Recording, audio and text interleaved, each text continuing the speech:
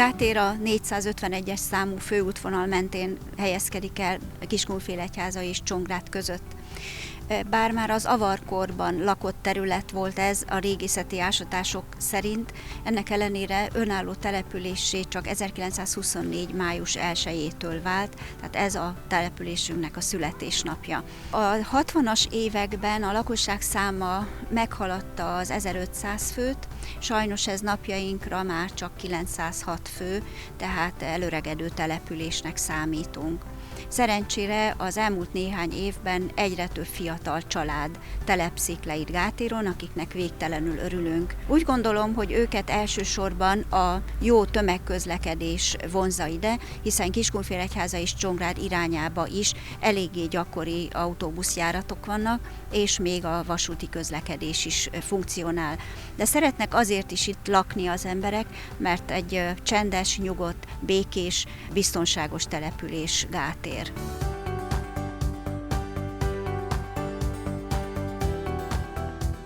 Az önkormányzat minden erejével igyekszik a településnek az infrastruktúráját fejleszteni, és az itt élőknek a lehető legjobb körülményeket teremteni a lakhatáshoz.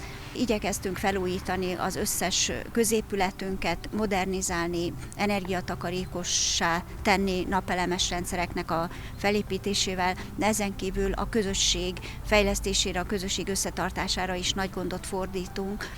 Vannak évente ismétlődő hagyományos rendezvényeink, de ezeken kívül igyekszünk azért újabbakat is kitalálni, hogy minél több színű lehetőséget biztosítsunk időseknek és fiataloknak egyaránt. Ennek az évnek a kiemelkedő új rendezvénye volt július 3-án a Gátérról elszármazottak találkozója. Ezt a Gátér Községért Egyesülettel közösen szervezte meg az önkormányzat, és olyan jól sikerült, hogy mindenképpen folytatásra érdemesnek tartjuk. Nagy gondot fordítunk a települési értékeinek az összegyűjtésére, jelenleg 20 helyi értéket tartunk nyilván, közöttük az ország egyetlen és sajnos egyben utolsó lovaspostása is.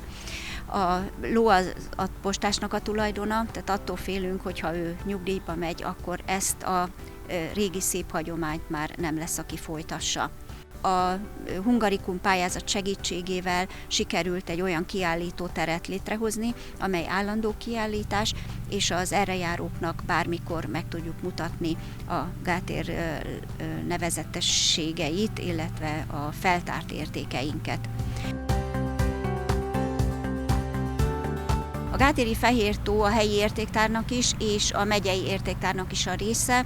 Egy különösen vonulás idején madárvilágban gazdag természeti terület. Fehértó reményeink szerint a jövőben Gátérnak az egyik turisztikai kiemelkedő látványossága lesz, amely még több látogatót vonz majd a településünkre.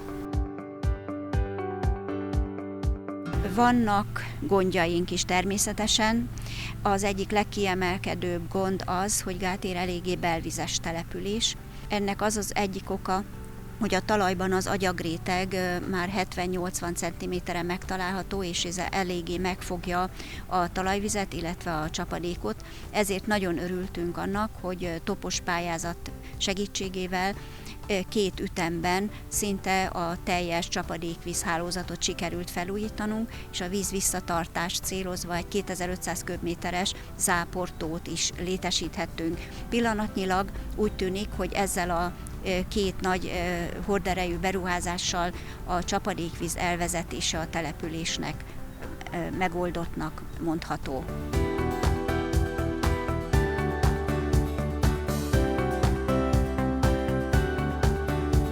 Sok értékünk és sok szépségünk van ebben a kicsiny falunkban, de a legbüszkébbek mégis az emberi kapcsolatainkra vagyunk. Az 1800-as évek közepén a falu szélén állt egy csárda, amelyet Petőfi Sándor édesapja is bérelt egy időben. Ennek a csárdának a falára az a mondat volt felírva, hogy itt a világ közepe, ha nem hiszi, jöjjön be.